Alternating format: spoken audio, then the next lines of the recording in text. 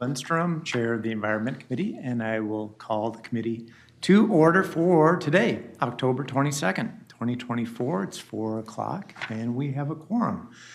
There is one minor change on the agenda, just a typo change on the last item, 2024-282 JT, that we can strike the JT. JT not needed on that item. Unless there's any objection, we can proceed with the items that we do have, including some minutes from September 10th, 2024. Is there a motion to approve those minutes? Move approval. Second. Motion's been made and seconded. All in favor say aye. Aye. Opposed, nay. Carries. Nothing on our consent agenda today, and 6 items on our non-consent business agenda.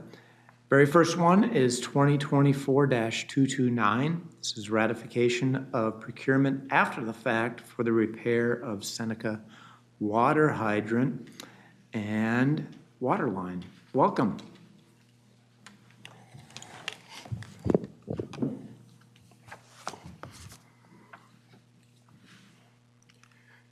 Thank you, Mr. Chair and members of the committee for the opportunity to present business item 2024-229 Seneca Water Resource Recovery Facility Service Water and 6-inch city water main repair. My name is John Tierney, and I'm the Mechanical Maintenance Manager for Environmental Services.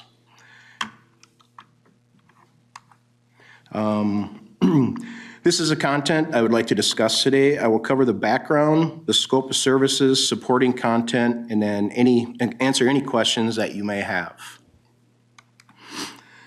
Please take a,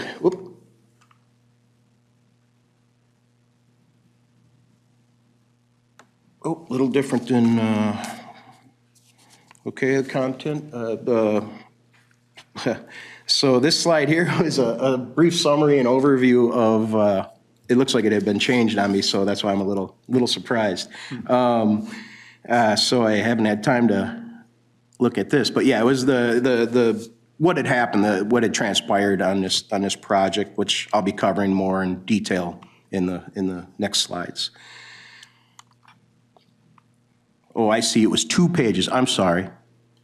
So here, this was the beginning of it. This is the second part continued. I'm sorry. I just didn't see the final before it was being presented here. I apologize. Okay, so anyway, just a brief moment to take a look at these things, as it's the order in which things happen, how it transpired. So in the fall of 2023, the operations personnel requested that 2 inoperative service water hydrants be repaired for the 2024 tank cleaning season. This request stemmed from collaboration between the Metropolitan Council and the Department of Natural Resources to protect the neighboring nickel calcareous fen. The nickel fen is a rare protected peat wetland that depends on constant supply of upwelling groundwater rich in calcium and other minerals.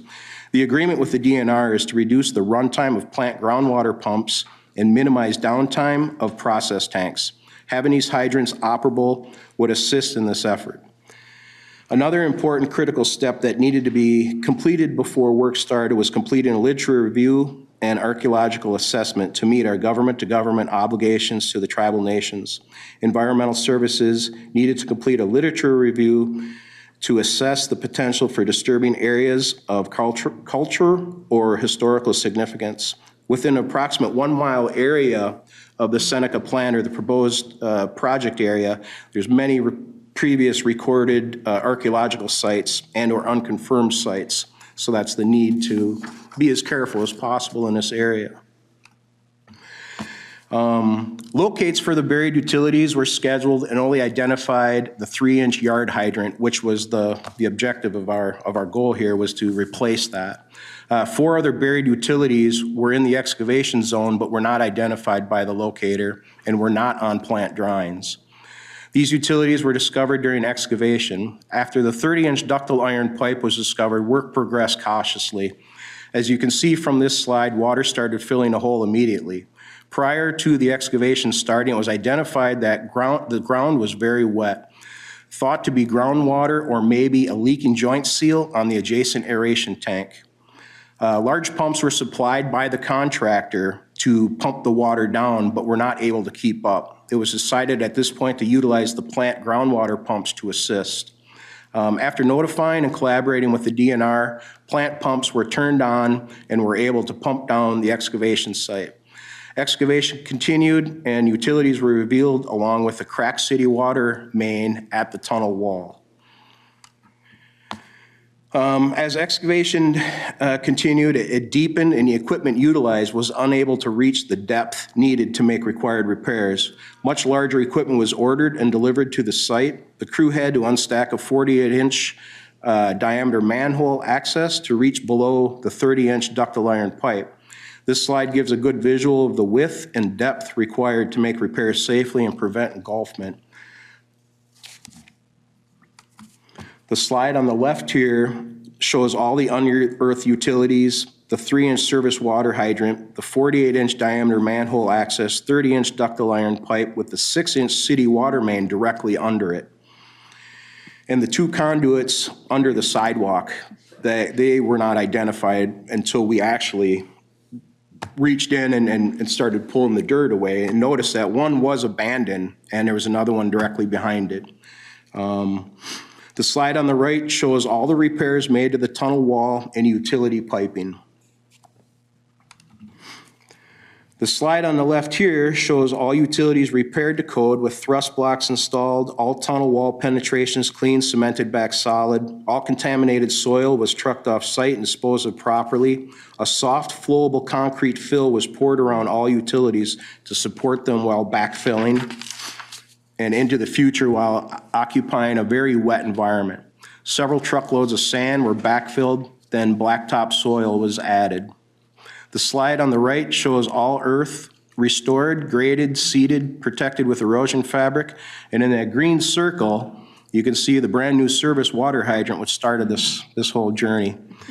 The proposed action that the Metropolitan Council ratify the procurement after the fact attached to the business item for the repairs to the Seneca plant service water hydrant and the 6-inch city water main. Thank you, Mr. Chair and committee members, for listening. I'll take any questions you got now about my situation here. That's a doozy of one. Questions? Councilmember Wolf? So I'm assuming this is a plant that we acquired rather than built ourselves. This is the Seneca plant. Right, but I mean, it was already there before we had the municipal wastewater system, correct? Boy, I can't answer that. I don't know that. I don't know if there's expertise in the room. I don't know exactly how that transpired back then. I was not an employee then. But yeah, none of us were around then, but. I'm not sure if we acquired it or if we built it. I really don't know. I'm just trying to figure out how we ended up with all of that crazy infrastructure. Yeah, it was unique when we discovered some of the things that we found there that were not on the plant drawings, but we have updated or, the red lines for our plant drawings and stuff. There were some other things too that we've added as well. So the if I could continue. Yeah, please. That water pipe, was that leaking? Was that why there was so much water, or was it water just coming up from the ground? Well, the whole Seneca plant, it does have very high groundwater. And it actually, in the winter months, this past winter where we had very little snow, but we had cooler temperatures, actually it was almost like a glacier moving along because it wasn't going in the ground, it was coming out of the ground, and it created quite an ice dam in the plant. We at the time when we were doing the excavation, we thought it was probably groundwater or a joint seal from the tank. So when we started digging, and maybe when they started excavating, they disturbed it a little more, but it actually was the 6-inch water line, service city water line that was actually in disrepair. That's what actually was causing the majority of the water. But there was a ton of groundwater in that area when we excavated. And the city pipe, because it's on our property, is our responsibility? That is our responsibility. So we had to pay for it. Okay, Yes. That's where I was was going, was, if it was the city. Yeah, anything, any service within the plant, fence line or walls, that's our responsibility. Okay, thank you. And I mean, to locate some of the other utilities, that was pretty difficult as well, because they were able to kind of tie onto the 3-inch line and see basically where that was led, but the other things we didn't know were down there, and it wasn't on the print, so. And we do have some investigation to still do as far as some of the, primarily one service that was down there that we need to investigate a little further, but all in all, it was a good thing because we did find some things and we made the repairs, so. Yeah, Yeah, I'm glad it's. I didn't want to do it that way, but had to be done. So I'm curious, so this is a water line that we found to be leaking. And you mentioned that the soil was contaminated and had to be removed. What contaminated the soil? Why do you have to remove? just soil like the that? wet, we wouldn't be able to put that in and have it be packable or anything with that wet, moist, peaty type soil. So that's why it needed to be trucked off, and we brought in new clean fill. Also, something we learned there is a lot of the utilities are running in rock beds, so they piled rock around it. So it's even harder sometimes to find a water leak because it follows those channels, so which is in the rock around the pipes. So sometimes it's, in fact, we have another excavation that we're actually folding up now where we had to chase that for a little ways, and it's difficult sometimes to determine where those water leaks are coming from. Yeah, I can imagine. I thought for a second it was wastewater that was contaminating the soil, but it's. No, it not, was city water. And then situations like that, we do tests of the water sometimes before we do anything to see if there's any fecal matter or anything like that, and to determine how to approach the work. Very good. Please. Just to your question, the Seneca plant was originally built in 1972, and we did expansion in 1990, so 72 would predate us. Very good. Is there a motion? Move approval. Second. Motion's been made and seconded. All in favor say aye. Aye. Opposed, nay. Carries. Thank you, very Mr. much. Chair, committee members. And that takes us to our second item, 2024-265. This is Interceptor 4-NS-525 Rehab, project number 808609.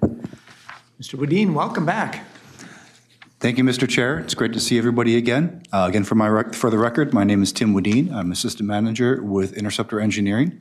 I'm here to present to you on business item 2024-265, Interceptor 4-NS-525 Rehabilitation, project number 808609, land acquisition.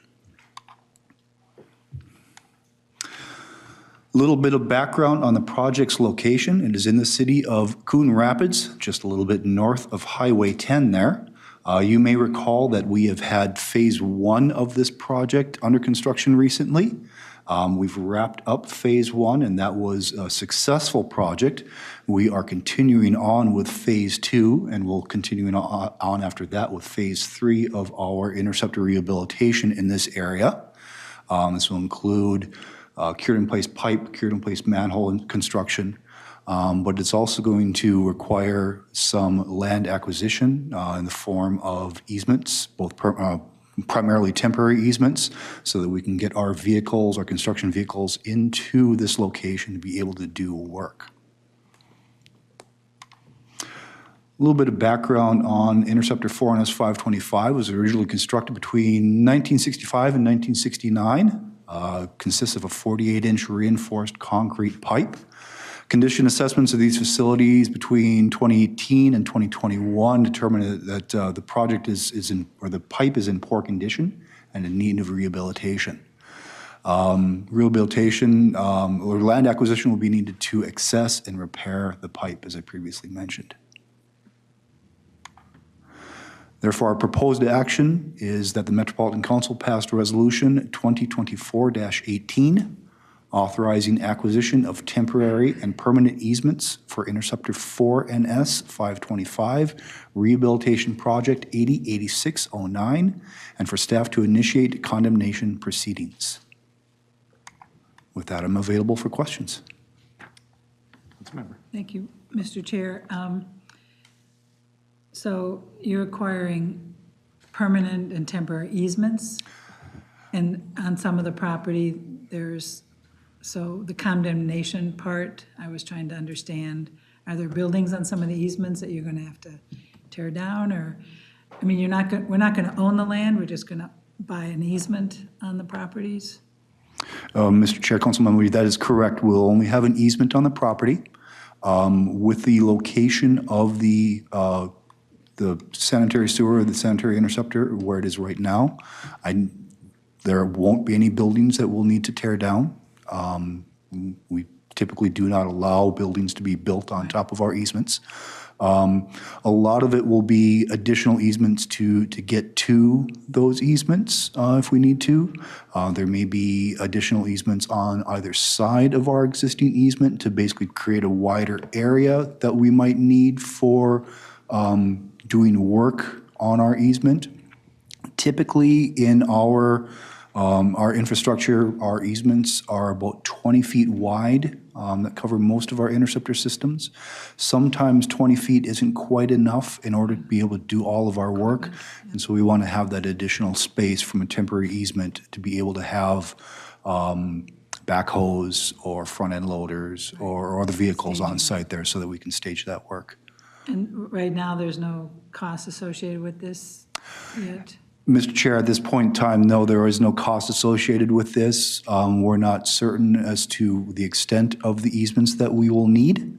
But as we are approaching the design and the planning, the design process of this work, we really want to make sure that we're getting out ahead of those land acquisition needs so that we can start that process. It takes some time to get land. Really working through all the way up until we finally have our contractor on site to do that work to make sure that we have access to those properties that we need for the project. So we want to start that early.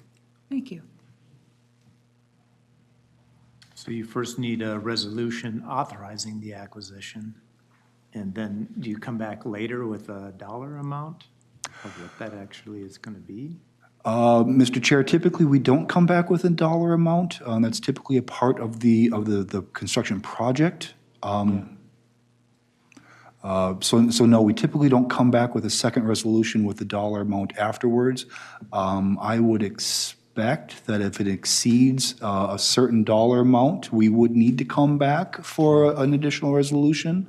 But with the cost that we're looking at here, I don't expect, or with the scope of the work that I'm seeing here, I don't expect that we would need to come back for additional resolution for those costs. Well, you had me when you said easements to get to easements. It's like the movie Inception. It's like easements to easements within easements. Mr. Chair, sometimes it's a challenge. A lot of times we can take that, get that access from the easement from a road right of way or something like that, where we can get to that easement and drive along it to get to that location. Yeah. Sometimes it's easier to have a separate easement that comes across someone else's property to get to that location, rather than drive that whole length down that easement to get to the point where we need to work. Makes sense. Other questions? Is there a motion? Move approval. Second. Motion has been made and seconded. All in favor, say aye. Aye. Opposed, nay. Carries. Thank you very much. Moving right along, that takes us to our third item, which is 2024-267 MN 346 Rehabilitation Phase 2, Agreement to Relocate Natural Gas Pipeline. Welcome to the committee. Well, thank you very much, Mr. Chair and members. My name is Jeff Schwartz. I'm a Minneapolis program manager, and we have this project that we're working on to rehabilitate existing pipe that requires utility removal that is going to be more than, well, it's expensive. But anyway, Thanks for coming. All in This is- favor? well, the project area here is on 29th Avenue in South Minneapolis, between 53rd and 56th Streets, north of Bus and Field in South Minneapolis. This pipeline serves Edina, Richfield, and South Minneapolis, so it's an important pipeline downstream of quite a big area, sewershed area. The pipe was built in 1953. We've found through inspections that we've got severe sags in it, and those sags are causing flow conditions as well as gases in the pipe that are potentially building up that we need to resolve. We also have 62 residential sanitary service connections to them, and we need to remove and replace not only our pipe, but storm pipe and water line and gas line and services and such. And one of the relocations is a Center Point natural gas line, and we need to move that from one side of the road to the other to accommodate our construction. And Center Point Energy does its own relocations, and their price is in the $600,000 range to do that. The proposed action is that the Metropolitan Council authorize its regional administrator enter into an agreement with CenterPoint Energy to relocate a natural gas line for the purposes of constructing Project 809-207, 1MN 346 Rehabilitation Phase 2 for an amount not to exceed $600,000. Thank you very much. And what is an air jumper? Well, an air Moves the air jumper, along, keeps it flowing? yeah, so in this segment of pipe, there's two locations where a storm sewer crosses perpendicularly to the sanitary sewer. And to make the elevations work, you put a dip in the pipe, or in this case, they built almost a siphon type structure, and then the air jumper goes over the top. So when the water plugs off the conduit for the air while it's going underneath the storm sewer, then air is supposed to flow over the top along with the water, because the air drag of the sewer will drag that air along with it as it goes down. And right now, with the sag being so bad, the water stops, and then that air has no place to go. And so we're hoping with the rehabilitation of this pipe and bringing the sags up and bringing it back to grade, rebuilding these air jumpers, that the air keeps going past and basically down the air return closer to West River Road.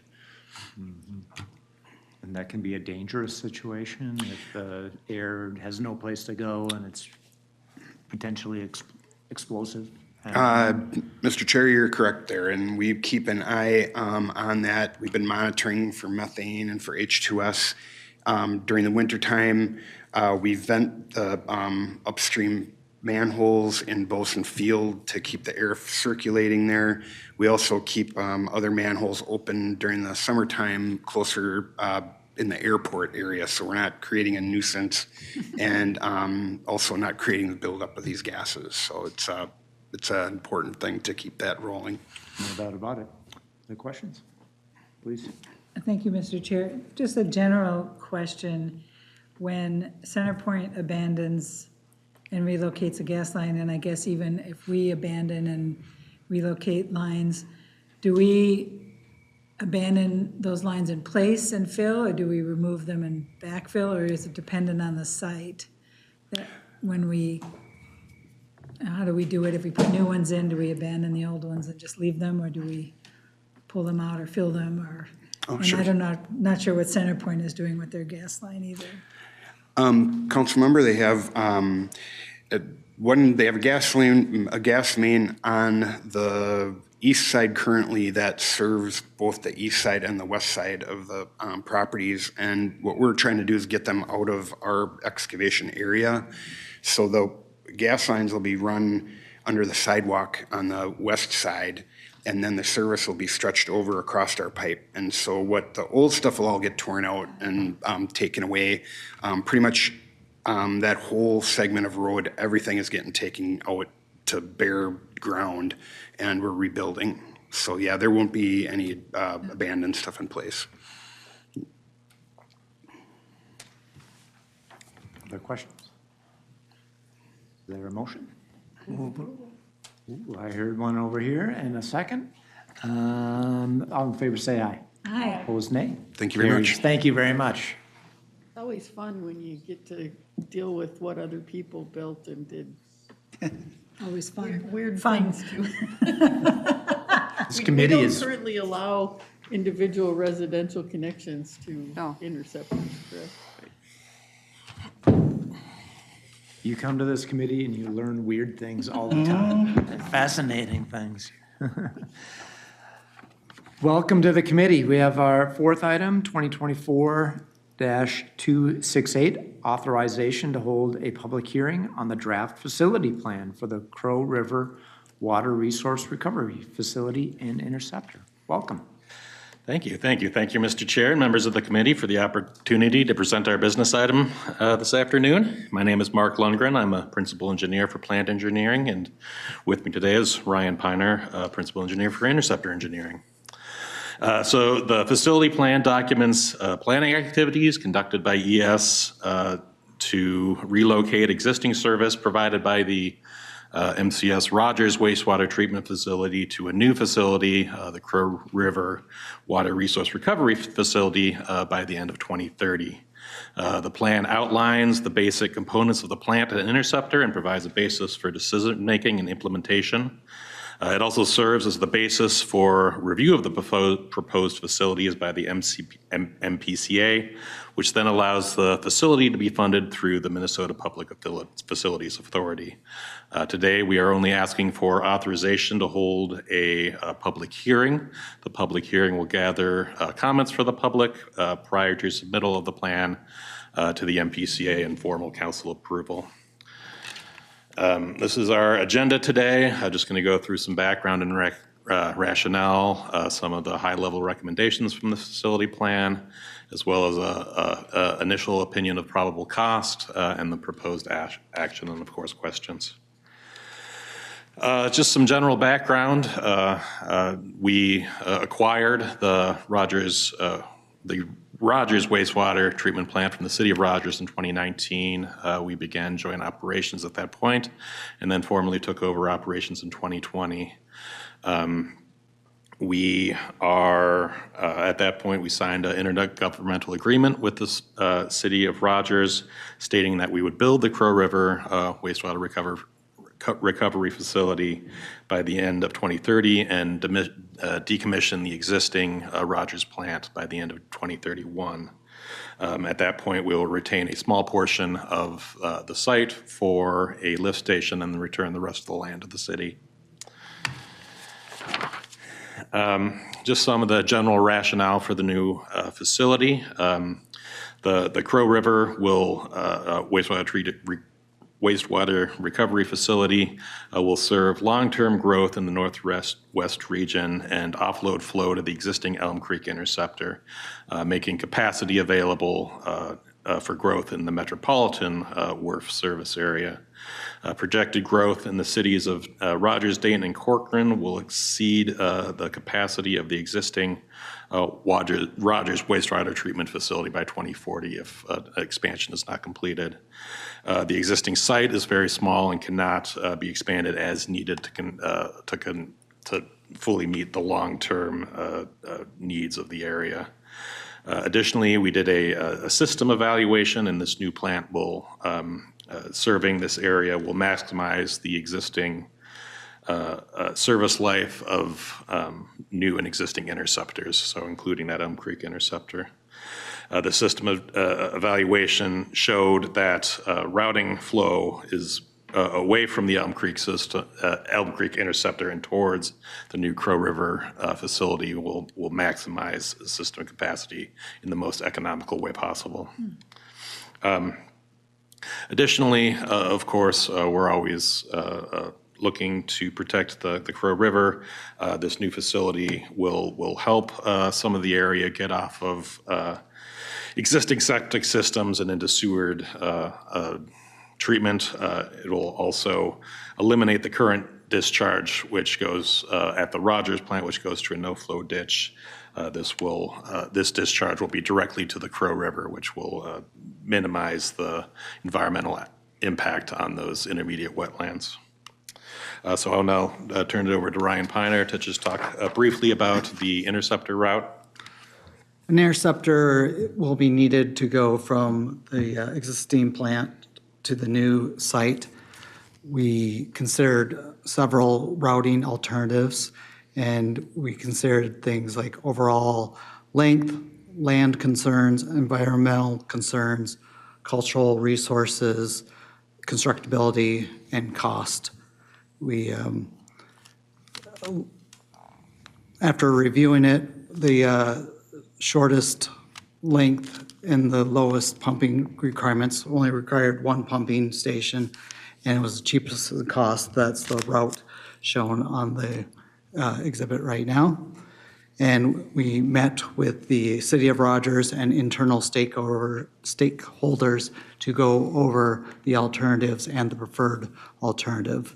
So that's where we are right now. It will be included in the facility plan. Excellent, thank you, Ryan. The future plant site was purchased back in 2016 from willing owners. It's about 100 acres and is about 2 miles west of the existing plant site. We will be building on the southern portion of the plant site generally, as it is out of the floodplain. But it'll be nice to have control over the entire interceptor route and the effluent pipe to the river. Can I ask a question just on Absolutely, that you can. slide there? Why does it make more sense to have the interceptor on the northwest side of the road as opposed to the south side of the road near the future plant site? It looks like the proposed interceptor is going under the Crow River. It's not going under the river, but we did, we're gonna have to cross Highway 94 one way or the other because that separates the two sites.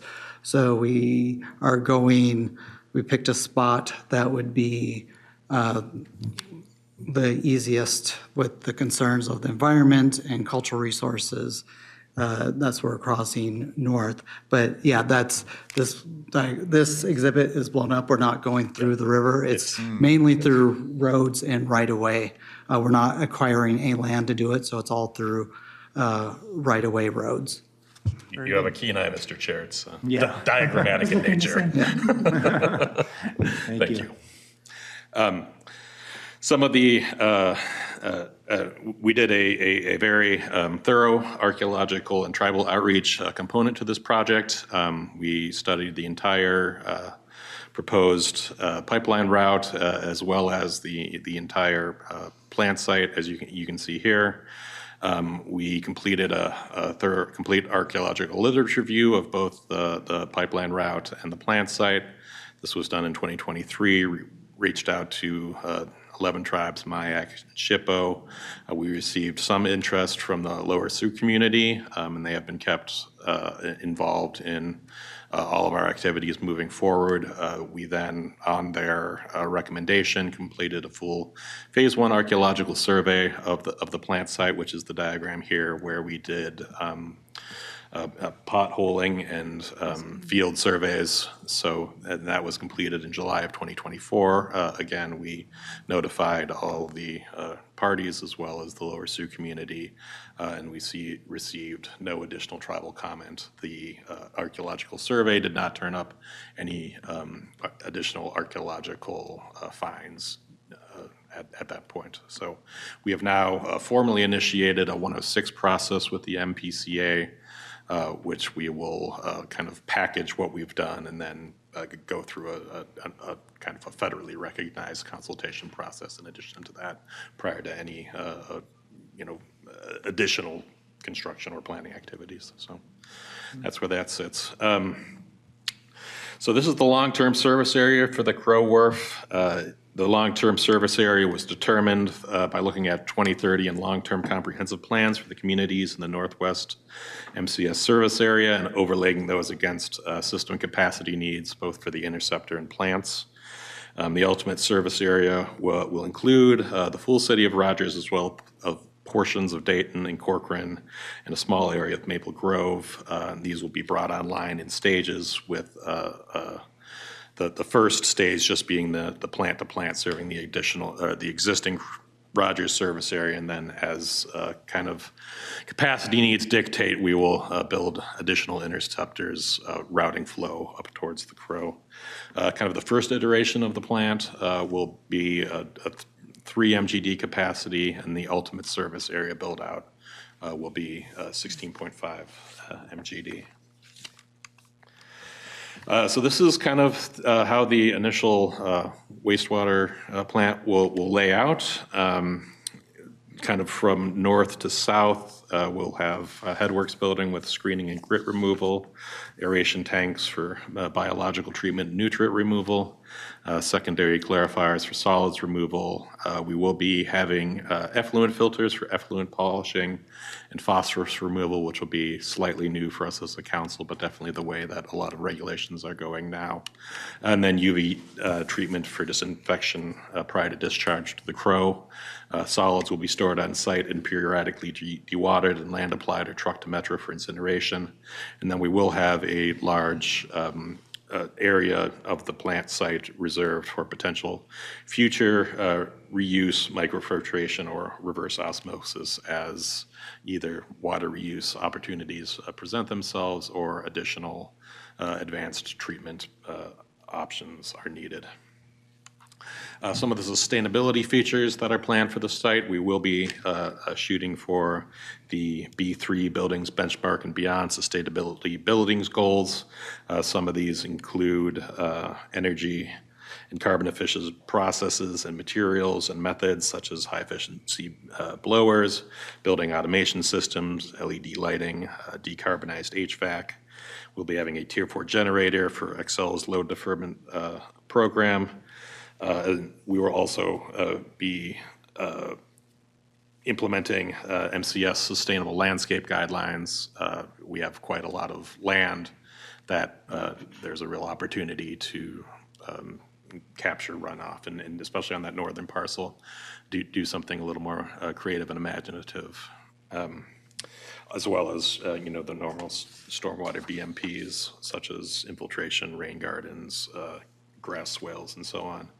We'll also be looking at a variety of wastewater reuse opportunities, including implant opportunities such as toilet flushing, landscape irrigation, makeup water, so on and so forth, as well as off-site reuse opportunities such as landscaping, using wastewater reuse water for golf courses, local industries, and so forth. So, opinion of Can I ask probable. a question on Yes, that? absolutely. I know that if a public entity receives bonding, then they have to use the B3 features. What I don't know is if a public entity gets public financing authority funds, are we required to utilize B3, or are we doing it because it's the right thing to do? I'm glad we're doing it. Yes. I'm just not sure Right. if that's something we're really required to do because we're going to be using these public financing authority funds, or otherwise. I do not know the exact answer to your question. I know that we're committed to doing this, and we have done this in the past few projects. And whether or not we end up doing public financing, I think my sense is that we'll do it either way. But I can certainly give you the answer to it if it's required. Yeah, or that'd not. be I'm great. just- I'm not I'm certain. just really just curious about Yeah. it. Thank you. Absolutely. Opinion of probable cost for the plant and interceptor right now is at 162 million, so it's not a insignificant investment, but again, the cost to upgrade the Elm Creek interceptor in order to support the vast amount of growth in this area would well outstrip this figure. So proposed action, we are asking today that the Metropolitan Council authorizes a public hearing on January 10th of 2025 to gather input on the draft facility plan for the Crow River Water Resource Recovery Facility and Interceptor. And with that, I will take any questions. Questions? Please, council member. Thank you, Mr. Chair. Can you go back to slide 9, which shows all your sustainability features? which are Absolutely. Lovely. And then looking at your costs, so on your right-hand column with your wastewater reuse opportunities, I think, are you going to be thinking ahead to design some of these, even if it's not planned to be used today, to design the capability of like siphoning water off to a data center or something like that? And I know a lot of times in building, these have a cost. Yeah, And they're the absolutely. first things to get cut, in general, plumbing codes for using flushing toilets. There's a lot of work that goes into that. Yes. And that would be, I think, really important to say we're dedicated to doing this to the greatest extent. And we understand there's an added cost, but there's the opportunity to reuse water, and that's, an opportunity cost for us. And just making sure that all of that is kind of designed in, even though there's not a complete hookup or a plan today to do these, or capability that you're thinking longer term, 2, 5, 10, 15 years. Yeah, absolutely. And I think that's why we have them here and we have them written in the facility plan as opportunities that, we don't necessarily have the direction or funding at the moment to create a large RO system, but we certainly don't want to do anything that's going to discount that as a potential add-on to the facility when it does make sense for us to build that facility. And just follow up on that is this, on the extra costs for, building in some of these that, especially the in-plant ones, into the opinion of probable cost for landscape irrigation. I mean, it seems to me that those in-plant costs for wastewater reuse could be put into the opinion of probable cost. Those are more of a smaller lift. Yeah, absolutely. offsite. Yeah, and a lot of those are captured. Okay. The lot of the smaller ones are captured in, the admin building cost and things like that. It's, All right. I guess, the difference between, $100,000 and $100 million to build an Exactly. RO It just, facility is it's just certainly. having the description from the get-go that Yeah, we're dedicated to doing this, and Yeah, it's just absolutely. really important. And I guess a follow-up question is, are you thinking, because this is to do a public hearing, are you anticipating any issues? Are you hearing any whispers out there from the neighborhood? That usually, it's nice to know what you think you might be hearing. Yeah, Before you have the public hearing? Good question. I would say that I feel like, at least in terms of the city of Rogers, that we are very well supported in what we're doing. We're moving it's not unattractive, but it's certainly, the Culvers is right there, the Target is right there, and we are relocating an industrial facility from the center of town to the far edge of town where we have much fewer neighbors. So I think from that standpoint, it should be fairly popular.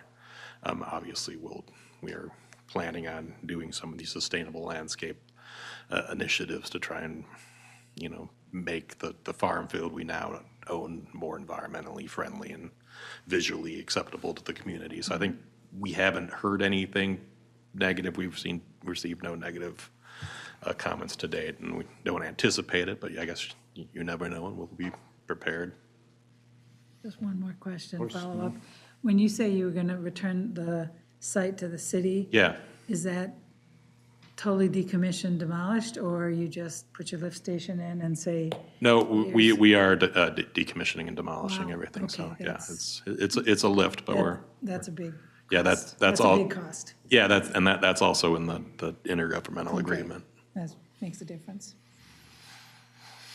Yeah, anybody that's spent any time out in that region knows it's a bustling Yes. part of the metro, growing part of the metro. Yeah. And preparing, this will really help facilitate that growth. for that Absolutely. part of the region. Are you done with your presentation? Or I've got a couple more Yes, slides. I am done, yeah. There we go, yeah. There's the questions. Move approval? Yeah, motion's been made Second. Seconded, all in favor say aye. Aye. Opposed, nay. Thank you very much, passes. This is a really important milestone Yeah. in the project, so congratulations. Thank you. And that takes us to our fifth item, 2024-269, disposition of property at 260 Fremont Avenue North. Welcome back. Lots of pictures. Thank you, Mr. Chair. It's been so long since I've seen you last. We've missed you. Business item 2024-269, disposition of property at 260 Fremont Avenue North. Just a little bit of background on this business item. This is part of our Interceptor 1MN 320 project. So again, 1MN 320 was constructed back in the 1880s. Consists of an 86-inch brick stone arch pipe supported by wood piles. Inspections have indicated that there's significant structural defects to this pipe. You can see from the pictures on the right where we have the crown of the pipe is collapsing in on itself. Love the pictures, by the way. You know, we've heard you loud and clear that you like to see the pictures of what it is that we're doing at our projects, and so we wanted to share some of the information that we had here. Evaluating the conveyance system for proven options to address the condition, poor hydraulic performance, new alignment for the Interceptor. I know we've talked about a lot of this in the past as we've presented to you about this critical, this important project. So a lot of this is just a reminder for you of what we've been working on. We know that as a part of our project, we're going to need to purchase property and need to purchase property for a new lift station to serve the area. Lift station is really going to be a critical part of continuing to convey flow through this location because we're going to need to adjust the hydraulics in the region. We've really been working closely with the city of Minneapolis on finding where that right place is. We thought we had a spot, we purchased a property, and the more we studied it, the more we visited with not only the city of Minneapolis, but also the community, we recognized that that was probably not the best spot to construct a lift station. We worked with the community and found a better spot to construct our lift station. So our project is advancing with that property as our new lift station property. But that property that we initially purchased at 260 Fremont Avenue is no longer needed as a part of the project.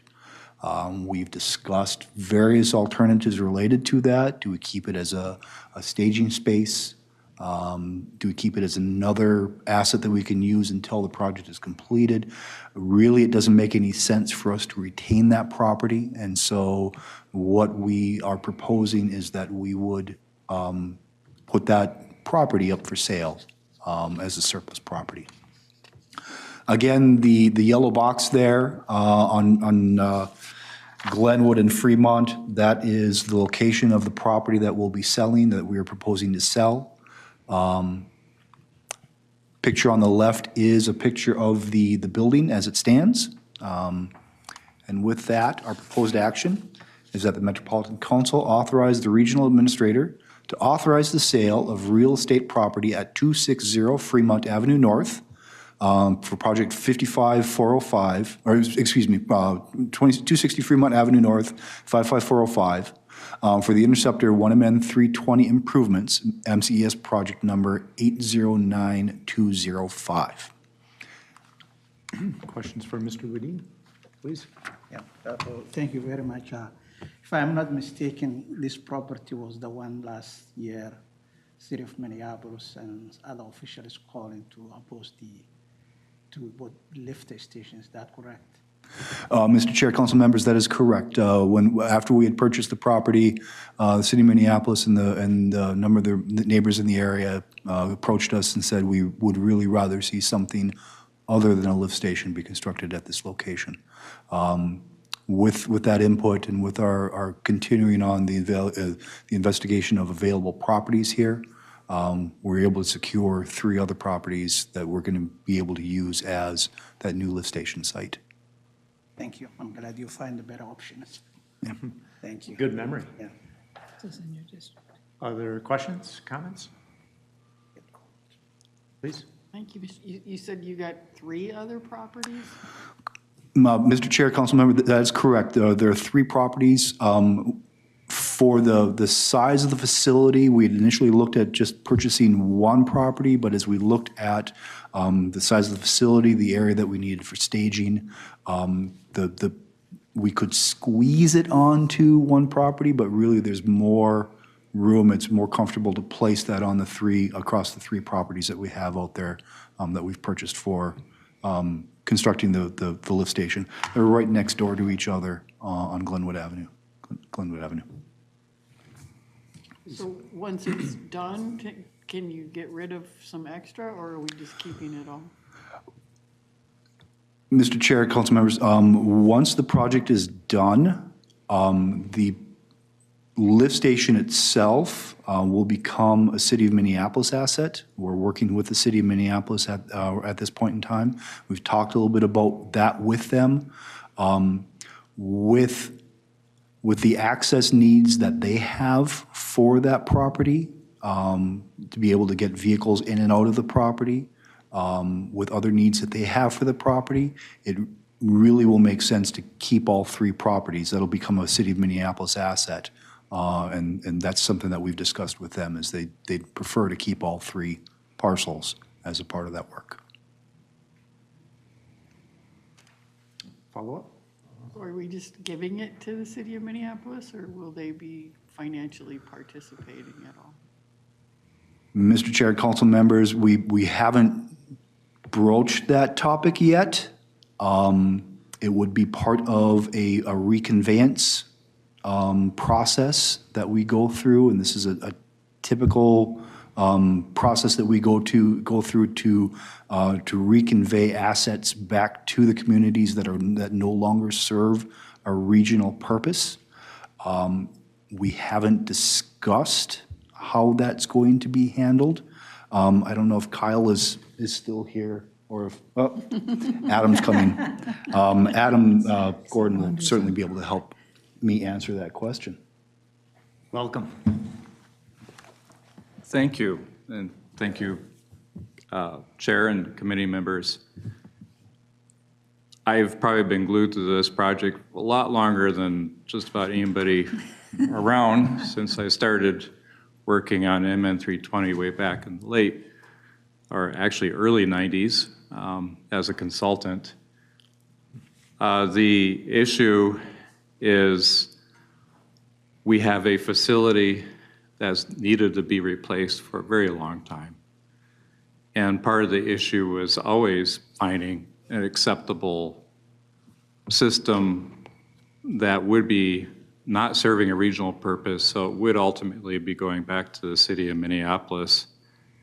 But in going through this process, making sure that we had something acceptable to go back to the city of Minneapolis. With regards to the 3 parcels, properties, they're very small city lots that are all adjacent to each other. In order to pull a Vector truck in and out without occupying the street or encumbering the neighborhood severely, this actually gives them a pull-through drive, which will be, really help out with both safety on site and their access on site. We're replacing an existing tunnel system that's long been needed to be replaced. And this is the only path forward, and only to be able to reconvey the system back to the city of Minneapolis and get ourselves out of the risk of trying to maintain a tunnel system, which has collapsed 3 times now in the last 20 years, is in very serious condition shape, where wastewater flow doesn't even flow through it without performance issues. It backs up, it has a lot of odor, and continued degradation on the neighborhood. So this is our path forward. The city's not going to participate in cost going forward. We're just trying to make sure that everybody's taken care of, and then the system goes back to the city of Minneapolis after we've operated it for a year to show that it's functional and operating.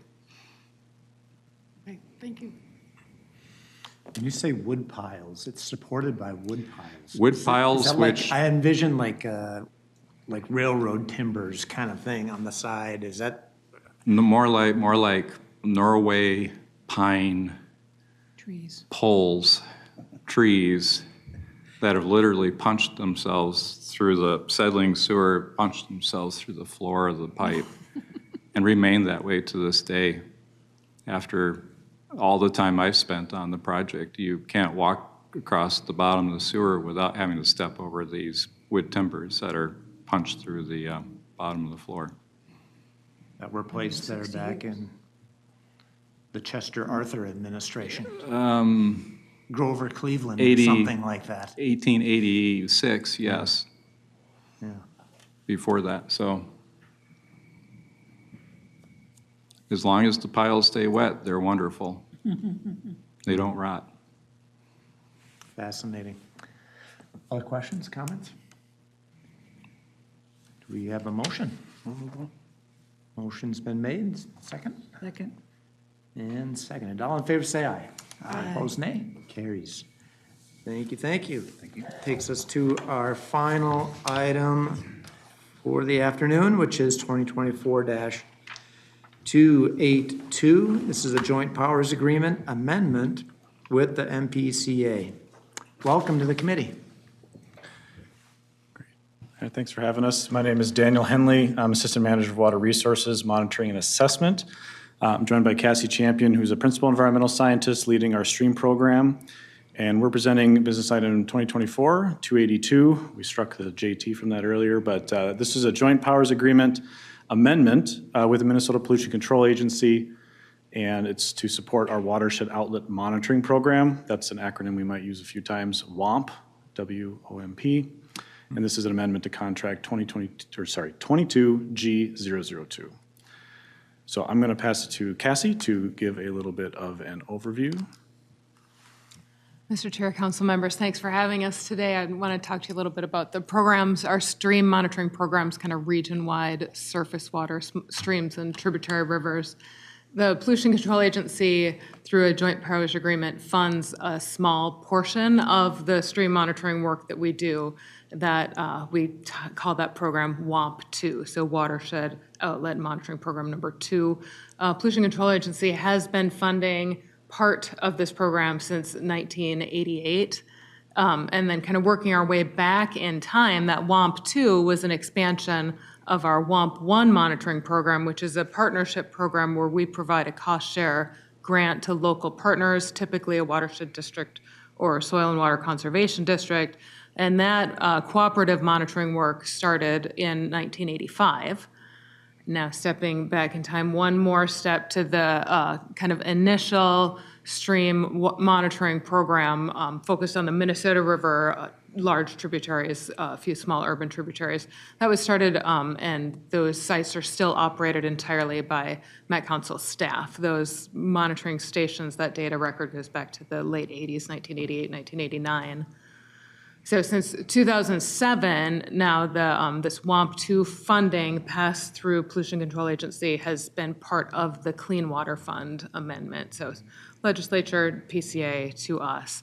The data produced by this monitoring program is really quite popular. Our partners use it for their own planning purposes, their own kind of implementation, management practice, checking purposes, as well as they really enjoy any assessments that we do ourselves and provide for them. So that's kind of how it's used at the local level. It's also used at the state level. Pollution Control Agency uses the data collected for impairment assessments, and we are part of their statewide watershed pollutant load monitoring program. Here's a map of our monitoring stations. I'll just kind of give an overview. They're color-coded by program. So the green watersheds are watersheds where Met Council staff do all of the monitoring work. And the WAMP programs, as I mentioned, are the two monitoring programs where we work with local partners. The difference being the blue watersheds, that's funded entirely by Met Council funds, and the yellow WOMP2 watersheds are partially funded by Pollution Control Agency. And then here's the list. I won't read the entire list of our partners, but these are the local partners that we work with that do a lot of the field work and monitoring work, bringing labs back to our samples, making sure the equipment runs, and kind of a day-to-day work of making these monitoring stations run.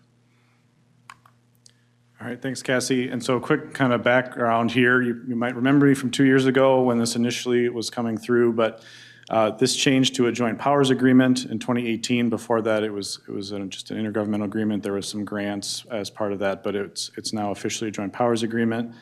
And so initially that was for 2023 to 2024, and now we're trying to amend that contract to extend it 2 years. This funding, that is again clean water funds coming from the MPCA as part of that watershed statewide program, also includes some payments to those partners. I just wanted to highlight those. This funding specifically would go to Riley Purgatory Bluff Creek Watershed District, Bassett Creek Watershed Management Commission, and Dakota Soil and Water Conservation District. Dakota SWCD has 2 locations. That's the Vermilion River and Cannon River.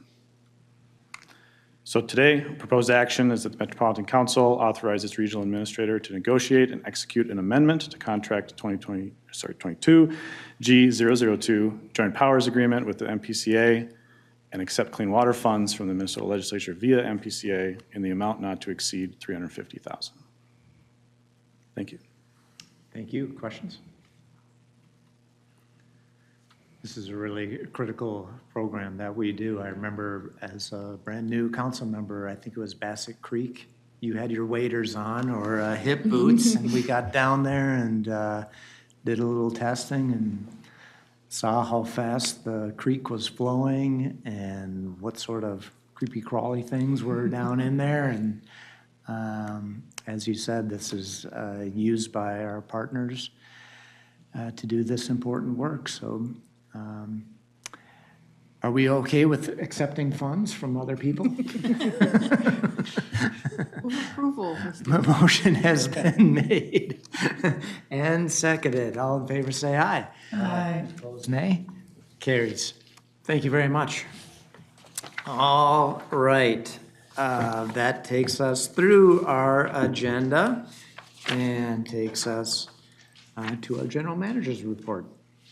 Well, staff are going through comments from the policy, the Imagine 2050, so stay tuned. You're going to be hearing more about that. We're pretty happy with the responses we've gotten so far in terms of feeling like we've done a pretty good job of listening, but there is some things that we're going to reflect differently into the policy. So stay tuned for that, and thanks for giving us a quorum tonight. We had a lot of items, and we really needed to have this meeting today. So thank you. And that's a wrap. Unless there's anything else from other council members, we are adjourned. Thank you, everyone.